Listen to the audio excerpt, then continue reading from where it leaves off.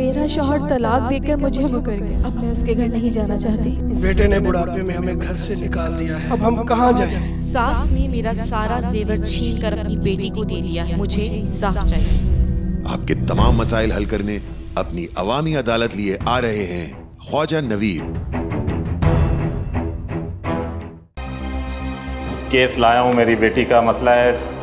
मेरे दामाद पे मैंने केस किया है। क्या नाम बताया? शोएब। शोएब खान, क्या मसला है? अंकल और आंटी की कुछ डिमांड थी। वो डिमांड ये थी कि मैं इनके साथ इनके घर में रहूं। लड़के को रुखसत करा लिया? हाँ बेटा, ही आ गया, रुखसत हो गया। मेरे और दो भाई हैं जो मेरे साथ रहते थे उस टाइम। मेरे दोनों भाई यूएस में और एक दुबई में। के भाई की 15,000 सैलरी थी। 15,000 में कौन यूएस और दुबई जाता है? 15,000 में तो मनोड़े का टिकट नहीं आता। 2 करोड़ लेने के बाद तो ये ऐसे बदल गए जज साहब। अच्छा। हाँ, नजर ही ना आया, दूरबीन में भी ढूंढूं तो ये नजर नहीं आते थे। लोन लेने वाले ये थे, गारंटर आप थे? जी।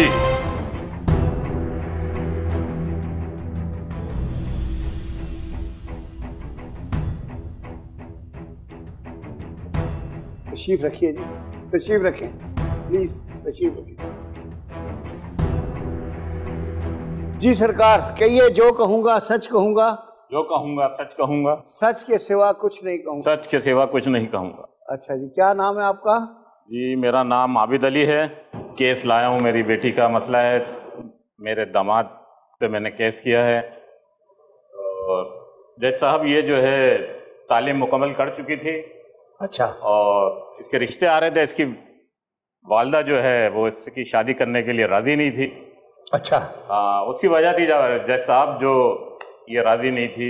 ये बेटी हमारी इकलौती है। हाँ। तो वो नहीं चाहती होंगी कि चली जाए। जी जी, ये घबराती, घर खाली हो जाएगा। जी जी जज साहब, उदास हो जाएंगे। जी जी। तो ये घबराती थी। जो भी रिश्ते आते थे माशाल्लाह से बड़े अच्छे अच्छे रिश्ते आए, तो इसने सबको इनकार कर दिया।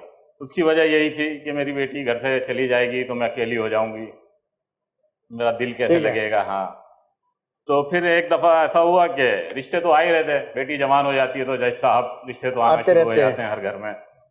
और जहाँ अकलौती हो तो वहाँ जरा लंबी आते हैं। तो ज्यादा ही। हाँ, जब अकलौती हो तो फिर तो माशाल्लाह से सारे को पता है कि सारा ही माल मिलेगा, सारा माल आ जाएगा। तो जज साहब, आपने सही वजह फरमाया। तो इतने में जो है ये शुएब साहब का रिश्ता भी आ गया। अच्छा। तो शुएब मेरे को शक्ल सूरत से जरा अच्छा लगा, माशाल्लाह से। अच्छा। खूबसूरत था। तो मेरे को तो सच पूछे तो बड़ा अच्छा लगा। दिल में जो है बड़ा वो हुआ कि नहीं, ये लड़का अच्छा है। कहीं वाइफ आपने पास कर दिया? हाँ, इसको भी मना ना कर दिया, मैंने पास कर दिया। तो फिर मैंने यही बात जो है अपनी वाइफ से करी। वाइफ जो है मेरी, वो बेचारी हमेशा की तरह आज भी घबरा रही थी कि ये तो चली जाएगी और तुम तो जो है मुझे अकेला करना चाहते हो। मैंने कहा नहीं, ऐसी बात नहीं है, बेटी है हमारी, हम जाएंगे, रोज जाएंगे, मिलेंगे। तो ये राजी नहीं हो रही थी, पर ये बड़ी मुश्किलों से राजी हो गई। राजी हुई, पर ये एक शर्त पर राजी हुई कि मैं जो है लड़की को जो है अपने घर में रखूंगी और लड़के को घर दामाद बनाऊंगी। घर दामाद बनाऊंगी? ठीक है, घर दामाद बनाऊंगी। तो मैंने कहा ये तो बड़ा मुश्किल काम है। बहरहाल मैं कोशिश करता हूँ। हाँ, शुएब साहब को बुलाऊंगा। अगर शुएब साहब राजी हो जाते हैं बिस्मिल्लाह करेंगे। तो फिर यही जिक्र मैंने शुएब साहब से करा, शुएब की वालदा से करा। तो फिर शुएब साहब घर पे आए, इनकी मेरी वाइफ ने भी बात करी, तो ये राजी हो गए।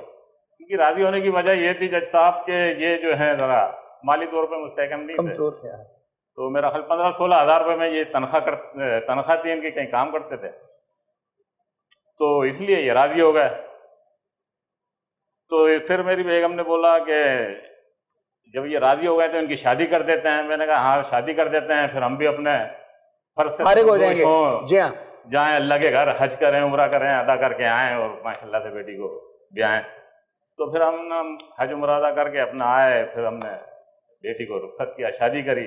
रुखसत क्या किया, शादी लड़के को रुखसत करा लिया। हाँ, बेटा ही आ गया, रुखसत हो गया। और शादी करके मेरा डिफेंस में बंगला था, तो मैंने उसको जो है फर्स्ट फ्लोर का पूरा पोर्शन इनको दे दिया, दामाद को दे दिया। बेटी दामाद रहने लगे माशाल्लाह से हंसी खुशी। फिर इनकी वालदा जो है मेरी वाइफ, जब भी कभी शॉपिंग के लिए कहीं मॉल वगैरह कहीं जाती थी, बाजार वगैरह, तो बेटी को भी ले जाती थी। बेटी को भी वही चीजें दिलाती थी जो अपने लिए खुद लेती थी जी। और माशाल्लाह से दामाद के लिए भी कुछ ना कुछ ले लेती थी। दोनों माशाल्लाह से खुश थे। तो फिर एक दिन मैंने सोचा बैठे बैठे कि चलो मैं अपने दामाद को कोई कारोबार करा देता हूँ, क्योंकि मैं भी अच्छी फर्म में मुलाजिम था, गवर्नमेंट सेक्रेटरी थी जिसमें GM लगा हुआ था मैं, माशाल्लाह से मेरी अच्छी क्लाइंटों से वो थी। तो मैंने इसको जो है 50 लाख रुपए दिए, इसने माशाल्लाह से काम शुरू कर दिया। खूबसूरत तो अच्छा था ही, शक्ल सूरत का भी अच्छा था, तो ये जो है इसने माशाल्लाह से कारोबार भी अच्छे तरीके से स्टार्ट करा, माशाल्लाह से बड़ी जल्दी इसने कारोबार को तरक्की देना शुरू कर दी। तो फिर इसने मेरे से जिक्र करा कि डैडी मेरे को 50 लाख रुपए और चाहिए। मैंने कहा अच्छा, मैं तो खुश था, मैंने इसको 50 लाख रुपए और दे दिए। जब 50 लाख रुपए दिए तो इसने माशाल्लाह से काम और अच्छा करके दिखाया, मेरी बेटी को भी खुश रखने लगा, माशाल्लाह से ये भी बहुत खुश हुआ। मेरी वाइफ भी माशाल्लाह से बड़ी खुश हुई कि बहुत अच्छा दामाद मिल गया है और माशाल्लाह से हमारी बेटी खुश है। फिर कुछ दिनों के बाद इसने और कारोबार को बढ़ाना चाहा, तो मेरे दिल में भी आया कि यार जो है कारोबार बढ़ जाएगा तो मैं रिटायरमेंट लेके इसके साथ अपना जो है शामिल हो जाऊंगा। हाँ, कारोबार में हाथ बटाना शुरू कर दूंगा, ऑफिस आना जाना शुरू कर दूंगा, रिटायरमेंट ले लूंगा। तो इसने मेरे से जिक्र करा डैडी के मेरे को जो है 2 करोड़ रुपए चाहिए। तो मैं बड़ा सोच विचार में पड़ गया कि 2 करोड़ रुपए, बहरहाल मेरे को वो था कि चलो 2 करोड़ दूंगा तो बेटी खुश हो जाएगी और बेटी ही के पास जाएगा और अपना वो रहेगी। तो ये जो है 2 करोड़ दिला दिए मैंने इसको। 2 करोड़ जो है मैंने अपना डिफेंस का बंगला जो है गिरवी रख के बैंक में 2 करोड़ इनको लोन पे दिलवा दिए। तो इन्होंने माशाल्लाह से 2 करोड़ रुपए लिए। 2 करोड़ लेने के बाद तो ये ऐसे बदल गए जज साहब। अच्छा, हाँ, बस नजर ही ना आए, दूरबीन में भी ढूंढूं तो ये नजर नहीं आते थे। मैं ऑफिस जाता था, बैठा रहता था। इस दौरान मैंने रिटायरमेंट ले ली। रिटायरमेंट लेके मैं घर में बैठा हूँ, अब ऑफिस जाता हूँ तो ये ऑफिस से गायब। अब मैं कोई अकाउंट वगैरह का पूछता हूँ कि भाई ये क्या है, ये कौन है, कौन सी पार्टी है, तो ये गोल कर दें, अवॉइड करने लगे, मेरे को देख के इग्नोर करने लगे। मैंने कहा चलो अच्छा भाई कोई मसला नहीं है। मैंने अपनी वाइफ को बताया, वाइफ ने जो है कहा नहीं मसरूफ होगा बेटा, ये है वो है। अब कुछ दिनों के बाद जज साहब मैं क्या देखता हूँ, जो मैंने बैंक से पैसे दिलाए हैं 2 करोड़ रुपए, तो इन्होंने तो 2-3 किस्तें नहीं दी हुई हैं उसकी, और जो है वो बैंक वाले मेरे पास आ गए घर पे कि बोले भाई आपका दामाद तो गायब है, जो आपने पैसे दिलाए थे और हमारे को तो आप किस्त दें, नहीं तो फिर हम इसका फैसला करेंगे जगह का। मैं तो बड़ा परेशान हुआ। अब मैं क्या करता जज साहब, मैंने जो है किस्तें अपने पास से दी, सही किस्तें दे के अब क्या होता है कि ये जो है मेरी बेटी को भी घर से ले गया कि मैं अम्मा के यहाँ ले जा रहा हूँ। अब वहाँ अम्मा के यहाँ जाके वहाँ रहने लगा। अब जो 2 करोड़ रुपए मैंने इसको दिलाए हैं जज साहब, इसने अपने भाइयों को शिफ्ट कर दिया, एक को अमेरिका, एक को दुबई। अच्छा, अपने वालिदैन को जो पसमानदा इलाके में रहते थे वहाँ से उठा के इन्होंने पोश इलाके में उनको मकान दिला दिया अच्छा बड़ा, वहाँ रहने लग गए। हंसी खुशी बहनों की शादी भी कर दी। अब मेरी बेटी को ये जो है तंग करने लगे, खटकने लगी मेरी बेटी इनके ऊपर। उसको तंग करते रोज आए दिन ये रोती भी जो घर आ जाती थी कि मेरी सास ने ये बोला, मेरे शोहर ने ये बोला। तो ये वजह है जज साहब में जो आज केस आपकी अदालत में लाया हूँ, और इंशाल्लाह ताला से मेरे को आपसे जो है अच्छी उम्मीद है कि आप फैसला कोई मेरे हक में सुनाएंगे, और मुझे कुछ नहीं चाहिए। जैसा मैं देख लेता हूँ बेटी का घर। हाँ भाई बरखुरदार, क्या नाम बताया? शोएब खान, क्या मसला है? मतलब जिस तरह से इन्होंने मसले को लंबा करके बड़ा करके बताया है, जबकि ऐसा कुछ नहीं, इतना लंबा नहीं है, जबकि ऐसा कुछ नहीं था। लेकिन असल बात क्या है वो मैं आपको बताता हूँ। अंकल की मैं बहुत रिस्पेक्ट करता हूँ, क्योंकि अंकल ने मुझे हमेशा बहुत सपोर्ट की है, बहुत फेवर दिया है। अंकल का एहसान मैं कभी नहीं भूलूंगा। लेकिन इसका मतलब ये नहीं कि ये मुझ पर कुछ भी इल्ज़ाम लगा देंगे। मैं ऐसा बिल्कुल नहीं हूँ। साहब हमारी शादी को 8 साल हो चुके हैं। माशाल्लाह माशाल्लाह। तो शादी से पहले मैं सिंपल से एक जॉब करता था जिसमें मेरी सैलरी थी 20 से 25 हज़ार रुपये। और क्योंकि मुझे ज़्यादा पढ़ाई का शौक़ था और ये जॉब वगैरह का शौक़ नहीं था मुझे। मेरे और 2 भाई हैं जो मेरे साथ रहते थे उस टाइम। मेरे दोनों भाई US में और एक दुबई में। तो जब मेरा इनका घर पे प्रपोजल गया तो इनको मैं कुछ समझ में आया, तो इन्होंने मेरा प्रपोजल एक्सेप्ट किया। लेकिन अंकल और आंटी की कुछ डिमांड थी। वो डिमांड ये थी कि मैं इनके साथ, इनकी बेटी के साथ इनके घर में रहूं, जबकि मैं ऐसा हरगिज़ नहीं कर सकता था, क्योंकि मेरी अम्मी घर में अकेली होती हैं, तो मुझे इनको भी देखना पड़ता है। और अभी खैर मेरे फिलहाल भाई नहीं है, तो मुझे अम्मी को भी देखना पड़ता है। लेकिन मैंने इनकी ज़ोर ज़बरदस्ती के ऊपर मैंने इनके फैसले पर हामी भरी, इसलिए उसके बाद मैं इनके साथ रहने लग गया। लेकिन कुछ टाइम के लिए शादी बहुत अच्छी चली हमारी, मतलब बहुत अच्छा, हम लोग खुश थे। लेकिन शादी के कुछ टाइम के बाद इनका बिहेवियर मेरे से कुछ ना अजीब सा होने लग गया। मतलब इनका बिहेवियर मेरे से बहुत रूड सा हो गया था। ये मुझसे बदतमीजी वगैरह करती थी, ये मेरी बात नहीं सुनती थी, मेरी रिस्पेक्ट नहीं करती थी ये। और इनको ये लगा कि सिर्फ पैसा है जो सिर्फ इनके अब्बू के पास ही है, अदरवाइज इनके नज़र में कोई वैल्यू नहीं थी किसी की भी। और ये सिंह है कि इन्होंने मुझे बेसिकली अपना गुलाम समझा था और मुझे नौकर समझा था, और ये बात मुझे पसंद नहीं थी, ये बात मुझे बिल्कुल पसंद नहीं थी, क्योंकि मुझे गलत चीज़ बर्दाश्त नहीं है। दूसरी बात, मुझे अंकल की मेंटालिटी समझ में नहीं है कि अंकल चाहते क्या है। अंकल चाहते थे कि वो कोई बिजनेस करें, कि अंकल ये चाहते हैं कि मैं कोई बिजनेस करूं ताकि तुम मेरा ही वो बिजनेस रन करो आगे चल के। मैंने अंकल को साफ मना कर दिया, अंकल मैं बिजनेस नहीं कर सकता क्योंकि मुझे इसमें नॉलेज नहीं है और ना ही मुझे बिजनेस के बारे में कोई एक्सपीरियंस है। लेकिन अंकल ने मुझे ये कहा कि तुम स्टार्ट करो, डरो मत, स्टार्ट करो, मैं हूं तुम्हारे साथ, आज से ऐसा करोगे तो तुम्हें समझ में आ जाएगा बिजनेस। तो अंकल के प्रेशर के ऊपर मैंने अपना बिजनेस स्टार्ट किया। इसलिए फिर जब मैंने अपना बिजनेस स्टार्ट किया तो अंकल से मैंने 50 लाख रुपए लिए। तो जब मैंने लिए तो उसके बाद मैंने अपना उन पैसों से मैंने गारमेंट्स कंपनी खोली। शुरू में स्टार्टिंग में हमारा काम बहुत अच्छा चल रहा था, क्योंकि अंकल के लिंक्स की वजह से, अंकल के कॉन्टेक्ट की वजह से हमारे लिंक्स अच्छे तरह से बनने लग गए और हमारा काम बहुत अच्छे तरह चलने लग गया। जैसे जैसे काम बढ़ता रहा वैसे वैसे हमारे बिजनेस में सक्सेस हमें मिलती रही। लेकिन आहिस्ता आहिस्ता करके अंकल का बिहेवियर बहुत रूड सा हो गया, मेरे से बहुत चेंज होने लग गया। जब अंकल के जो बिहेवियर था वो क्लाइंट्स की वजह से ना। बेटा एक वक्फा लेते हैं और फिर मैं यहीं से शुरू करता हूँ जहाँ से आप बता रहे हैं। लोन लेने वाले ये थे, गारंटर आप थे? जी। मैंने इनके ही कहने पर बोला था। मतलब लोन आपके नाम था? जी, लेकिन मुझे कोई शौक नहीं था लोन लेगा। मुझे पता है कि अगर फॉर एग्जाम्पल अगर मैं रिकवरी नहीं कर पाया तो मुझे बहुत लॉस हो जाएगा, मैं बहुत लॉस में चले जाऊंगा, क्योंकि ये बिजनेस एक रिस्क है और मैं रिस्क ज्यादा लेना नहीं चाहता। लेकिन अंकल बढ़ाते जा रहे थे।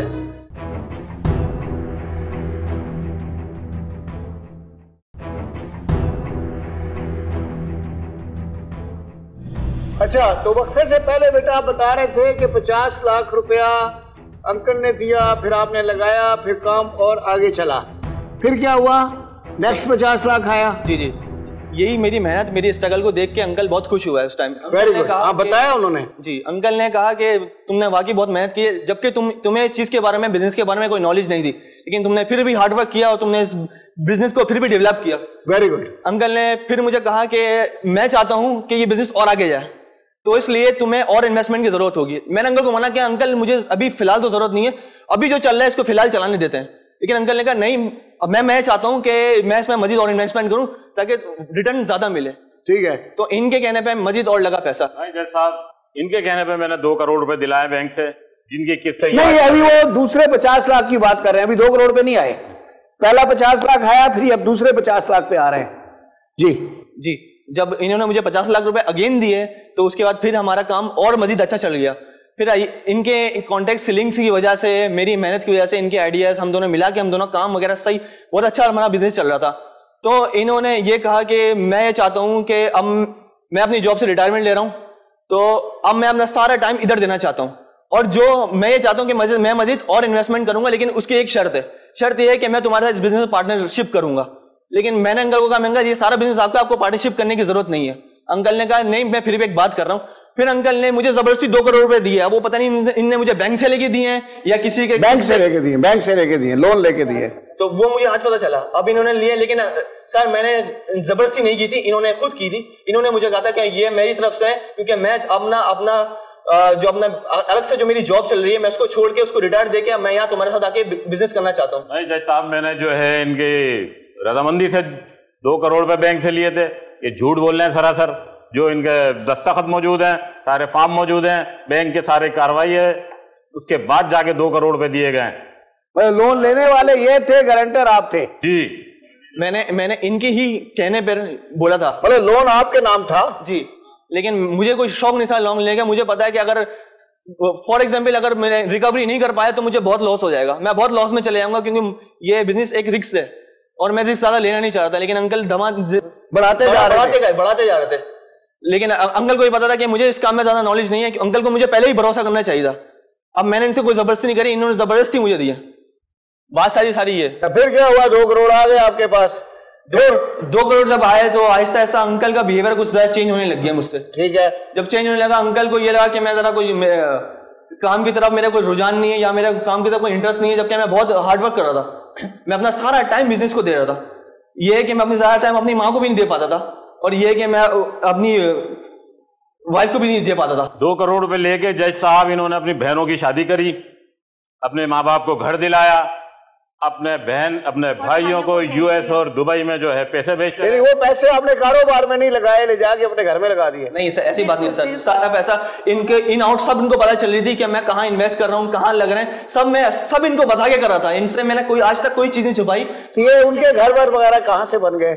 सर मेरा भाई खुद ही काफी टाइम पहले से 4-5 साल पहले से गए हैं दुबई, और एक भाई तो अभी यूएस गया, तो जो किया वो सब उन्हीं ने किया। जज साहब सारे पैसे ये अपने अकाउंट से जो है वहां भेजता रहा है, दुबई अमेरिका, और जब मैं अकाउंट चेक करता था तो ये गायब हो जाता था वहां से, दिन भर नहीं आता था।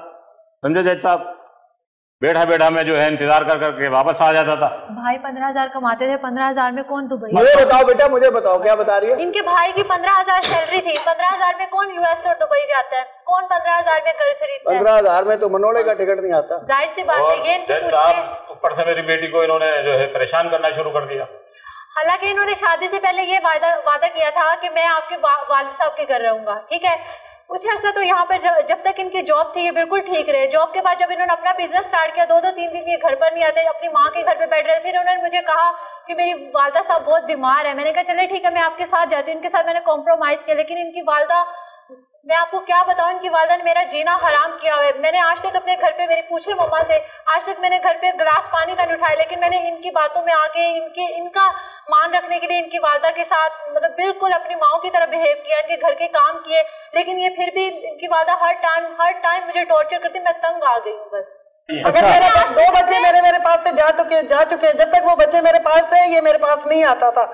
वो बच्चे, उन बच्चों के जाने के बाद ये थोड़ा टाइम मुझे देता था, इससे भी अपने साथ ले आता था, और ये आके ऊपर का नीचे का ऊपर घर कर देती थी। अगर मैंने गलती से एक दिन कह ही दिया कि बेटा मुझे 1 कप चाय बना दो, तो जाके सारे पतीले जला दिए, सारे कप तोड़ दिए। इसमें अगर मैंने इसको अपनी बेटी समझ के थोड़ा सा कुछ कह दिया तो मैंने जो सब गलत कहा।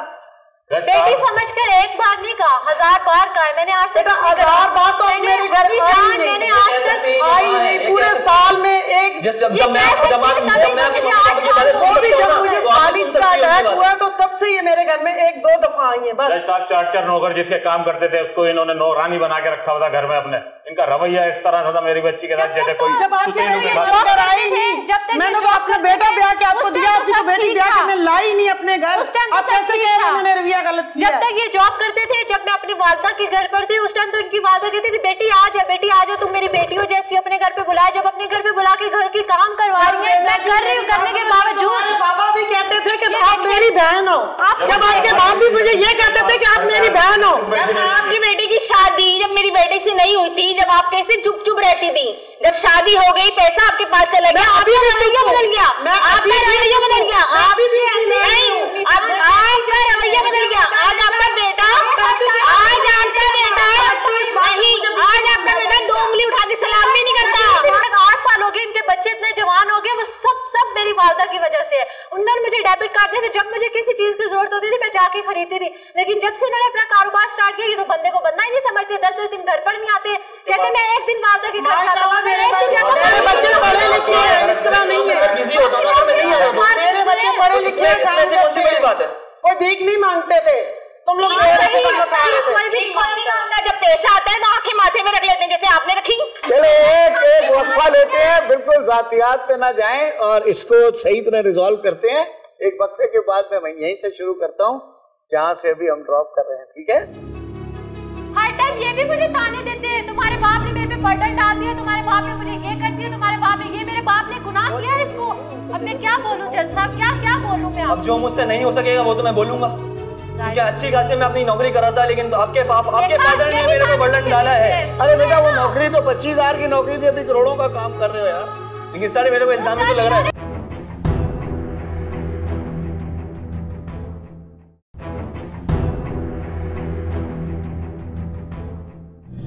अच्छा तो बेटा वक्फे से पहले बात हो रही थी, आपने कहा कि मैं घर में तो गिलास भी उठा के नहीं रखती थी, और वहाँ जाके आपको क्या करना पड़ा, चाय बनानी पड़ी? चाय के अलावा पूरे घर का काम करती, किचन में सारा खाना बनाती, लेकिन मुझे आता नहीं है। मैं कोशिश तो करती थी ना करने की। आंटी कह रही सारे बर्तन ही तोड़ दिया आपने। ऐसी कोई बात नहीं है, ऐसी कोई बात नहीं है, ऐसी कोई बात नहीं है।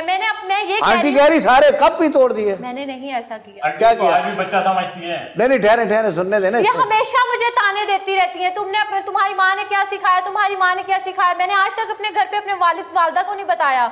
अच्छा, नहीं तो वो क्या सिखाया फिर वहाँ, क्या करके दिखाया आपने? लेकिन मेरी अगर ये मुझे कहती हैं कि तुम्हें मैंने अपनी बेटी बनाकर लेकर आई, बेटी को सिखाए ना। अब मुझे काम नहीं आता, ये साफ बात इनको शादी से पहले पता था। ये सब जानते थे मुझे किस तरह से मैं यहाँ पर रह रही हूँ, लेकिन फिर भी इनके घर जाके मैंने अपने आप को चेंज किया, कोशिश की काम करने की, लेकिन फिर भी ये ताने देती है। सिखाती नहीं है, सिखाती नहीं है, और ऊपर से सिखाती नहीं है, ऊपर से काम करती है। अगर मैं करने की पूरी कोशिश करती हूँ, प्यार से बिठा ले तो आपके पास ही रहेगी, मेरे पास कोशिश। अम्मा जरा चुप करो, मुझे लड़की से, अम्मा जी जरा, मैं थोड़ा लड़की का इंटरव्यू ले रहा हूँ। अच्छा हाँ सुनो, क्या कहा, सिखाती नहीं है और क्या करती है, ऊपर से टॉन्ट करती हैं। टॉन्ट कर, अगर मैं करने की कोशिश करती हूँ तो कहेंगी हाँ ऐसे क्यों किया, ऐसे क्यों किया। मैं कहती हूँ मम्मा आप मुझे सिखाएं, आपको पता है मुझे नहीं काम आता, इनका काम है ना मुझे सिखाना। अगर मैं कोशिश करती हूँ तो बीच में आके तंज करती हैं, ऐसे तुम्हारी माँ ने क्या सिखाया, ये किया वो क्या, टॉर्चर करके रखा है। मैं तंग आ गई हूँ। सारे ताने आपकी माँ के मिलते हैं आपको, जाहिर सी बात है। अच्छा तो कब कैसे, बड़े बाप की बेटी हो, कब कैसे टूटते हैं? ये किचन में मैंने से एक कप चाय का कह दिया, किचन में गई, इसने गुस्से से जाकर सारे कप तोड़ दिए। मैंने गुस्से से नहीं किया, पतीलियां सारी इसने जला के रख दी। कहती है अब तो नहीं कहोगी ना मुझे। जैसे ये दरवाजे से अंदर आया शाम के टाइम तो कहती है मेरा यहाँ दम घुट रहा है, मुझे यहाँ से ले चलो। महीने में एक दो बार ठहरो, आंटी की बात सुनने दो। हाँ आंटी, आप बड़ी मजे की बातें कर रही हैं। मेरे बेटे को मेरे पास बैठनी नहीं, पहले आप बताएं क्या किया? लेके चल बस। नहीं दोबारा बताएं क्या आपने कहा, कप चाय का दे दो, उसने सारे बर्तन ही तोड़ दिए। हाँ जी, ना हो गए। ठहरो यार, सुनने दो ना जरा, ठहरो ना। अच्छा हाँ, मैंने तो अपने घर में कभी एक गिलास पानी नहीं उठा के पिया और इसको महारानी को चाय बना के दूं। अच्छा, और सारे बर्तन ही तोड़ दिए? हाँ, किचन में गई, सारे कप तोड़ दिए, पतीलियां जला के रखी। Oh my God. कहती ना होगी ना चाय बना के दूं। बात सुने पूजा। जैसे मेरा बेटा दरवाजे से अंदर हुआ, मुझे मिला तक नहीं, उसने पकड़ा और चलो भाई चलो, यहाँ हमारे आपका बच्चा चल पड़ा। तुम्हारी अम्मी के साथ मुझे नहीं रहना, यहाँ मेरा दम घुटता है। तुम्हारी अम्मी काम में बातें सुनाती है, ताने देती है, ये वो है, बस इस तरह करके। पहली बात तो मेरा बेटा मेरे पास आता ही नहीं है। अच्छा, बहुत कम आता है, बहुत कम आता है। इसके भाइयों को बाहर जाने का होता है। हाँ भाई, चन्ना कितना गुजारी है रात में भाई। वो पूछ रही है कि भाई आता ही नहीं है, वो अम्मा कहती है नहीं आता है, तो फिर होते कहाँ हो? सर इनके मैं सिर्फ इन्हीं के बिजनेस में फंसा होता हूँ, मैं सिर्फ इन्हीं के कामों में फंसा होता हूँ, जबकि और भी बहुत सारे काम है। बिजनेस रात को तो नहीं होते ना। काम करते थे, घर भी संभालते, बच्चे भी, बीवी को भी टाइम देते, सारे काम करते थे। आप अनोखा आपके पापा घर में होते हैं, ये अनोखा कारोबार कर रहे हैं बुजान। उसके बाद ये रात भर घर नहीं आते, ऑफिस टाइम तो 9 से 5 होता है। कितना गुजारी है रात है। हर टाइम ये भी मुझे ताने देते हैं, तुम्हारे बाप ने मेरे पे बर्डन डाल दिया, तुम्हारे बाप ने मुझे ये कर दिया, तुम्हारे बाप ने ये, मेरे बाप ने गुनाह किया इसको। अब मैं क्या बोलूं जज साहब, क्या बोलूं मैं? अब जो मुझसे नहीं हो सकेगा वो तो मैं बोलूंगा, क्योंकि अच्छी खासी मैं अपनी नौकरी कर रहा था, लेकिन तो आपके फादर ने मेरे को बर्डन डाला है। अरे बेटा वो नौकरी तो 25,000 की नौकरी थी, अभी करोड़ों का काम कर रहे हो यार। लेकिन सर मेरे को इल्जाम तो लग रहा है। भी शादी कर ली, भाइयों को भेज दिया, कारोबार सब कुछ सेट हो गया। अब हम उन 25 में मैं सुकून से जीता था। करोड़ों रुपए भी मैंने दिए, वो तो मैं कह रहा हूँ। अब हम बुरे हो गए, अब हम बुरे हो गए। तुम्हारी काया पलट गई, करोड़ों का बिजनेस लेके बैठे हुए हो तुम, फिर कहते हो 25,000 सही थे तुम्हारे लिए। तुम्हें बात करने तक की तो तमीज नहीं है, भूल गए हो सब कुछ तुम। मैंने कौन सी बदतमीजी करी है? मैंने एक बात करी है हमारे सामने, आपको धीमे लहजे में बात करनी चाहिए हमसे। मैंने एक बात करी है, मैंने आपकी आवाज भी नहीं निकलती थी, आज आप इतना चिक चिक के बातें कर रहे हो। हाँ, पहले तुम लोगों ने डरा के रखा था, आज जब तुम लोगों ने कटारे में लाके खड़ा कर दिया, आज तो बोलेगा ये सारी जिंदगी ये जबरदस्ती नहीं करी, बिल्कुल आज तो बोलेगा कि आप भी बोलेगा। हमने कोई इनके कनपटी में गन नहीं रखी थी जैसा आप। इन्होंने वादा किया था, फिर भी इन्होंने वादा किया था कि मैं आपके वालिद के घर पे रहूंगा, फिर भी मैं इनके साथ गई, इनकी वादा को टाइम दिया। मैंने अपने आप को कितना बदला। ये बीमार है, ये बीमार है। हाँ, बीमारी में ये हालत हो गई, सेहतमंद होगी तो क्या होगा? ये हालत तो घर में क्या करती है? फिर ये गला दबा देंगी मेरी बच्ची का। घर में क्या करती है? किसी का गला नहीं दबा दिया, क्या हम किसी की बहू बन गए? हमारा किसी ने गला दबा दिया? आपकी वाईफाई की माँ ने उसका गला दबा दिया। एक तो बात बहुत मुश्किल से आती थी घर में अम्मी से मिलने, वो भी मेरे कहने पे। गला नहीं और अब मेरी अम्मी को इनको जाने वाले नहीं देती थी। जब ये आती थी इनको घर काटता था, कहती मुझे घर लेके चलो, मुझे अम्मी के पास जाना है, मुझे मम्मा के पास जाना, पापा के पास जाना है। तो मैं नहीं जाऊँ, यहाँ मोहब्बत मिलती थी, वहाँ मोहब्बत नहीं मिलती। भाई ये बात है तो आपको पहले सोचनी चाहिए। मैं माँ हूँ, वो माँ नहीं बन रही ना, वो सास बनी हुई है। वो माँ बनेंगी जिस दिन मुझसे वहीं रहेगी वो। मेरे बच्चों को बुला के कहती ना तुम लोगों के पास नहीं जाना, कहोगे बेटा अपने घर जाओ तो वो रहेगी भी। हमने तो भेजा है, लेकिन हमारी बेटी तो भाई गिलास पानी का भी नहीं उठाती। मेरे बच्चों को कहती है कि नाना नानी के पास नहीं जाना, कहा है आपने? ये गलत बात। ये तो मेरे पोती पोतियां मुझसे मिलने ही नहीं देती है। अच्छा, ये तो मिलने ही नहीं देती। बेटा नहीं जाना, दादो बीमार है, आपने वहाँ नहीं जाना। अच्छा बीमार है, अच्छा तुम बीमार हो जाओगे। ओए ओए ओए, इनके सारे जरासीम लगे, जो मेरी नस्ल ही मेरे पास नहीं आने दे रही है। क्या कह रही? जरासीम लग जाएंगे? हाँ जरासीम लग जाएंगे। तो आप खुद सोचे, एक बंदा वोमिटिंग कर रहा है कमरे में, मैं बच्चों को भेजूंगी वहाँ? अच्छा, तो मैं क्या जान के कर रही थी? तो कौन माँ भेजती है अपने बच्चों को? कोई जान के करता है। तो अब ये मुझे नहीं पता, अल्लाह जानता है। आप कहीं की बात कहीं ले जाती है बहन जी, पहले आप नहीं बोलती थी, अब बोलती है। हमारे सामने बोलती है, पीछे क्या हाल करती होगी जब वो आपके पास आती होगी? आपकी बेटी आती कब है? जब साल में 1 घंटा आ जाती है। रवैया लेके भाग जाती है, वो डर जाती है। मेरे घर पे कभी मेरे वालिद साहब ने मेरी वालिदा ने ऊंची आवाज में मेरा नाम तक नहीं लिया था, लेकिन मैं कब से बर्दाश्त करी? हद होती, 8 साल हो गए मुझे। अच्छा, आपके अब्बू जो है डरते हैं आपकी अम्मी से? नहीं। क्यों डरेंगे? हमारे घर में ऐसे लड़ाई झगड़े होते हैं, घर में होते। हमारे घरों में ऐसे लड़ाई झगड़े होते हैं। हमारे घर में तो बड़ी तोपें चल रही है ना, एक दिन कद्दू पका लेंगी, सुबह भी खाओ, गोलियों की बरसात हो रही है हमारे घर में। बोलो अम्मी अभी खराब होने वाले फेंक दे, क्यों भाई? हमारे दौर में तो ऐसा होता था, हमारे दौर में तो ऐसा होता था। कद्दू बना लेंगी, फिर वही दिन को खाओ, फिर दोपहर को खाओ, फिर अगले दिन खाओ। और आपने कहा बच गए फेंक दो, तो कहती नहीं। अगर पूछा जाए तो कहती हमारे दौर में तो ऐसा होता था। अब इनके दौर में मैं कैसे जाऊं? मैंने तो इनका दौर नहीं देखा ना। आपके दौर में पिज्जा होता है, बर्गर होता है। ऐसी बात भी नहीं, ताजा तो बनाए कम से कम, पिज्जा बर्गर ना खिलाए मुझे, मैंने बहुत खाया वो अपने। जज साहब पैसा आ गया पर इनकी जो है पुरानी आदतें खत्म नहीं हुई। असल मसला ये है, बड़ी मुश्किल से जाती है सर। सही कह रहे हैं, जाती है, फितरतें कभी जाती नहीं है। पता नहीं आपका पैसा क्यों इतना बढ़ रहा है। बहुत मुश्किल से जाती है फितरतें। पर पैसा संभालना आता है जज साहब, इनको पैसा किस तरह से संभाला जाता है? अल्लामा इकबाल ने भी कहा है, तहजीब नौ से डरना, तर्जे कोहन पे अड़ना, मंजिल यही कठिन है कौमों की जिंदगी में। तो बात यह कि वो पुरानी चीजों पे लोग अटके हुए होते हैं, नई चीजें अडॉप्ट करने में बड़ा टाइम लगता है। जाहिर सी बात है, टाइम नया पैसा तो इन्होंने अडॉप्ट कर लिया जज साहब, पैसा अडॉप्ट कर लिया, पैसा हो जाता है, पैसा हजम भी हो जाता है। नए तौर तरीके इन्होंने अडॉप्ट नहीं किए। मेरी बच्ची को उस पर ये अटैक करते हैं, तौर तरीके। मैंने अपने आप को बहुत बदला, बहुत ज्यादा बदला है, लेकिन इनको एहसास नहीं है। जब तक मेरा बेटा कारोबार चला रहा था, मेरा बेटा दिमाग भी अच्छा था और अच्छा शोर भी था, सब कुछ तो अच्छा था। अब नहीं है। जिस तरह से सब कुछ था, लेकिन आज थोड़ा सा आपके अब्बू का कारोबार डल गया होगा, हम इतने बुरे हो गए। बिल्कुल जिस तरह इनके फादर ने इनको शुरू से ट्रीट किया, जिस तरह मैंने भी इनको ट्रीट किया है। इनके एक्सपेंस इतने ज्यादा हैं, इनके खर्चे इतने ज्यादा हैं कि समझ नहीं आता कि बंदा करे क्या, लेकिन मैं फिर भी इनके एक्सपेंस उठाता हूँ।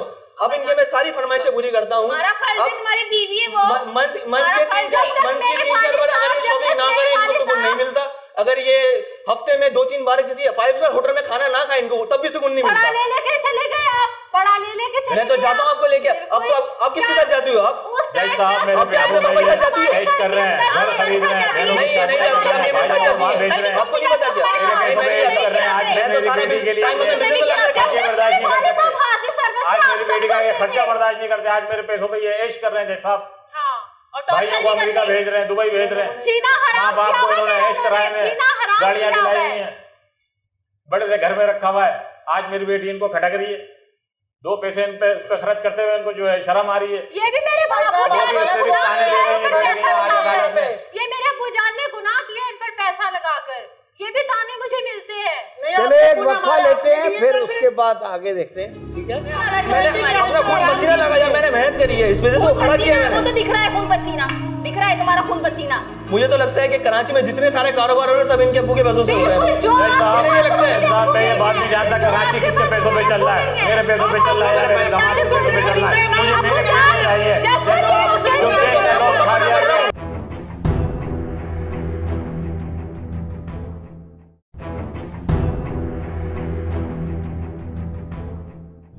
अच्छा, तो वक्फे से पहले आप कह रही थी कि मेरे अब्बू जान ने गुनाह किया है इनके ऊपर पैसा लगाकर। मुझे तो ऐसा ही लगता है। हाय हाय हाय हाय, क्योंकि ये भी ताने मुझे मिलते हैं, तुम्हारे बाप ने पैसा दिया, मुझे वो ये करता है, मुझे वो करता है, मैं क्या सुनूं? इसकी माँ मैंने तो कभी ऐसा नहीं कहा। मुझे तो खुशी है कि अंकल ने मुझे सपोर्ट किया, अंकल ने मुझे हर तरह से फेवर दी। मैं तो इस बात पे शुक्रगुजार हूँ। आप अंकल के साथ बदतमीजी कर रहे हैं। मैंने कब अपने साथ बदतमीजी करी? मैं इनसे बात कर उनसे बात में मैंने कभी भी आपके साथ बदतमीजी नहीं की, ना ही मुझे आपसे कभी किसी चीज के लालच है, ना ही मैंने कभी किसी से आपकी कोई चीज की डिमांड की है। मुझे कोई लालच नहीं आप लोगों से। मैंने आज तक आपसे क्या किया आपने बताओ? लालच पूरी नहीं हुई। मैंने मेहनत करी है, मैंने अपना खून पसीना लगाया, मैंने मेहनत करी है, इस वजह से वो खड़ा किया मैंने। तो दिख रहा है खून पसीना, दिख रहा है तुम्हारा खून पसीना। मुझे तो लगता है कि कराची में जितने सारे कारोबार हो रहे हैं सब इनके अब्बू के पैसों से हो रहे हैं। मैं ये बात नहीं जानता कराची किसके पैसों पे चल रहा है, मेरे पैसों पे चल रहा है या मेरे दामाद के पैसों पे चल रहा है, मुझे मेरे पैसे चाहिए।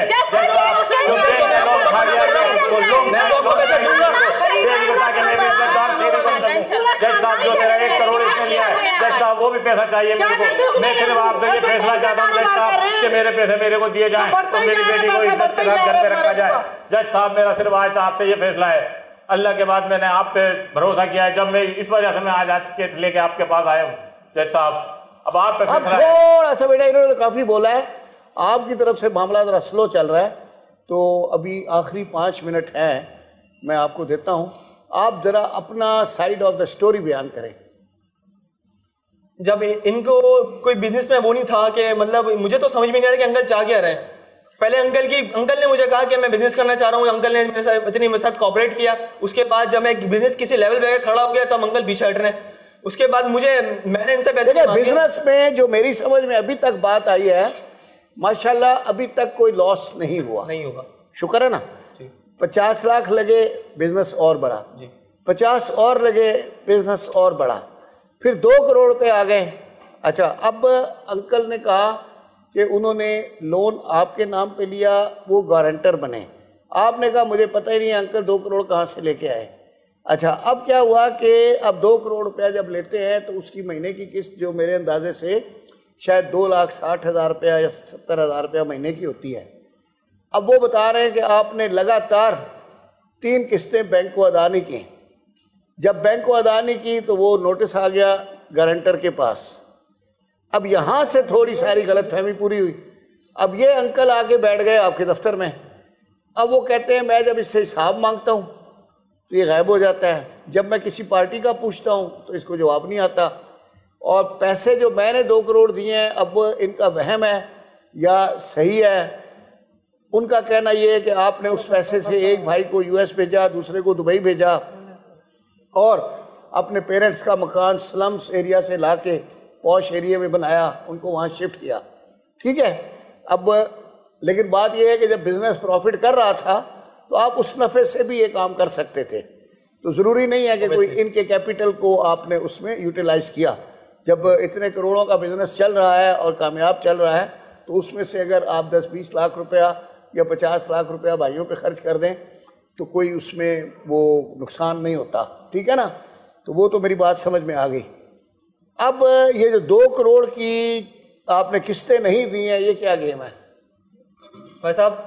बिजनेस में तो क्रैशेस आते रहते हैं, ऊपर नीचे होते रहती है मार्केट। अभी मेरे हालात कुछ इस तरह से चल रहे हैं कि मैं बहुत टेंशन में चल रहा हूँ, क्योंकि मेरी मार्केट में भी बहुत सारी जगह पे पैसे फंसे हुए हैं, मेरे और मजीद लोगों से भी क्लाइंट को भी पैसे फंसे हुए हैं, और उससे मैंने इनसे उधार नहीं लिया, मैंने अपना जाति किसी और से भी उधार लिया, मुझे उनको भी पे करना है। झूठ बोल रहे हैं, लेकिन भाइयों को अमेरिका भेजा जा रहा है, मेरी कंपनी के हालात अभी क्या चल रहा है? सर झूठ बोल रहे हैं, किसकी जो बात है वो सब इनको पता है। अभी क्या कह रही है, मैं आपको भी सुनना चाह रहा हूँ, आपने क्या कहा? वो तो पीछे से बच्चे को भड़काते रहती है ना। नहीं, चाबी भर रही है, चाबी भर रही है ना, चाबी भर रही है तुम। चाबी ही तो सुन रहा था ना मैं, क्या है? हाँ, वो हल्के की चाबी भर रही हो पीछे से। शेख साहब मैं भी जीएम रह चुका हूँ, बैलेंस शीट देख के बता देता हूँ कि बैलेंस शीट में क्या है। तुम्हें क्या जरूरत पड़ी हुई थी इतने बड़े कारोबार में काम कराने की? मैंने अंकल को कहा कि जैसी अभी मेरे कंपनी के हालात थोड़े सेट होते जाएंगे तो मैं सारा बैंक का कर्जा उतार दूंगा। मुझे पता है सर के इनको भी आगे पे करना है, तो मैं जानता हूँ जाके बैठ जाएंगे सारा पैसा। जब ये ऑफिस आते थे तो इनको सब कुछ पता होता था कि मेरे इन आउट है, सब कुछ इनको पता होता है। सारा पैसा हमारे लीडर इनका भी बढ़ जा रहा है। चीजें बाबत पता होने के बावजूद भी इन्होंने सब करेक्शन में मुलविस हैं। जैसे आज हमारे हुक्मरान और लीडरान जो करप्शन में मौजूद है, आज ये भी करप्शन के बादशाह बने हुए हैं। सब पैसा अमेरिका और दुबई जा रहा है। हाँ जी बताओ बेटा। सर मैं ये मना नहीं कर रहा कि मैं इनको पैसे नहीं दूंगा, लेकिन मेरे भी कंपनी कुछ क्राइसिस में चल रही है, ऐसा करके मैं दे दूंगा। मैं अंकल को ये मना नहीं कर रहा। देखिए जिनकी इकलौती बेटियां होती हैं, पैसे वाले लोग, और वो इस तलाश में होते हैं कि उनको घर दामाद मिल जाए तो वो अच्छे लड़के ले लेते हैं और फिर उन पर इन्वेस्ट भी करते हैं और अपनी बेटियों को अपने पास रखते हैं। बिल्कुल ये भी वही केस है। तो भाई साहब ने सिलेक्ट किया लड़का, और उसमें सिलेक्शन का क्राइटेरिया भी यही होता है कि अच्छा हेल्दी और ख़ूबसूरत लिया जाता है लड़का, और उसी हिसाब से इन्होंने भी लिया। फिर इनकी किस्मत अच्छी है कि लड़का अच्छा मिल गया, क्योंकि अमूमन देखा है कि वो जब आ जाते हैं पैसे वाले घर में तो अपनी औकात भूल जाते हैं, नशे करने शुरू कर देते हैं और वो टीके लगाने शुरू कर देते हैं और घर के लिए एक लाइबिलिटी बन जाते हैं और आखिर में उनको फेंकना पड़ता है। लेकिन यहाँ वो नहीं हुआ। वो बच्चा माशाल्लाह सेट है और कारोबार उसने किया, कारोबार बढ़ाया, फिर लगाया। अभी भी कह रहा है कि वो अपना जो भी उसका है रिसीवेबल है अमाउंट मार्केट में वो रिकवर हो जाएगा, बल्कि वो ख़ुद कोशिश करेंगे भाई साहब तो आसानी से रिकवर हो जाएगा, ज़्यादा मसला नहीं होगा। तो अब इसमें जो मैंने देखा है, जो पहले तो खैर कारोबार के झगड़े चल रहे थे, एंड में जो पूछा है तो उसको बीवी चाहिए और बीवी को भी शौहर चाहिए ना। अगर अच्छा होगा तो चाहिए ना। 8 साल अच्छा था, आज बुरा हो गया। नहीं कह रही है चाहिए तो अच्छा नहीं हो गया। अच्छा है ना, है नला दुला। पैसे वालों में यही बात तो है ना कि पैसा है तो दूल्हा भी अच्छा लगा तो रखा, अगर अच्छा नहीं लगा तो उठा के फेंक दिया। ये पैसों से क्या दूल्हा भी बदली हो जाता है, शौहर भी बदली हो जाता है। नहीं अच्छा अभी पॉलिश करके पैसे अच्छे लगते हैं इनको, चले अब देखे भाई साहब बहुत गलत बोल रहे हैं। चले अब नहीं कर देखे मैं मामले को, अब बात खत्म हो गई ना, मैं मामले को रिजॉल्व कर रहा हूँ। अच्छा देखें जी, आपका बहन ये है कि माशाल्लाह अल्लाह ने आपको 2 बेटे और भी दिए हैं, बच्चियाँ भी हैं। अच्छा उनका कोई भी नहीं है, ठीक है। तो बाकी ये आपका ख्याल रखता है, ये बड़ी अच्छी बात है। कभी कभार आ जाता है इसका हक। हाँ जरा ज़्यादा चले जाया करो भाई, नहीं चक्कर लगाया अपने घर को टाइम दे। हम ये नहीं कहते कि 24 घंटे हमारी किस्मत में पाया जाता है। जैसा अपने बच्चों को टाइम दे, अपनी बीवी को टाइम दे। हम इस बात से नहीं कहते। मुझे दुख तो इस बात का हो रहा है जो सारी जिंदगी हमने ये जगह देखी नहीं, इन्होंने हमें यहाँ। चले अच्छा हो गया ना, मसला हल हो गया। यहाँ आने से फिर बाद में से बात भी नहीं है। तुम लोग पैसे वाले हो, खुद ही मेरे बेटे बस आप यहाँ देखें, यहाँ आने से आपको फायदा कितना हो गया। बहू वापस मिल गई, पोता पोती वापस मिल गए, फिर कारोबार भी सारा। तकलीफ तो ये थी कि ये मेरा पता लेने आया। वो तो पहले भी इनके पास था, चलो आज भी इनके पास है। चलो ठीक है बेटा, आपकी सास है, अम्मी है, आपको एहतराम रखना है, ठीक है ना। वो हाँ बिल्कुल वही समझना है, ऐसी बात नहीं है। तो बस ये ठीक है बेटा, आप आ जाएं बिस्मिल्लाह करके।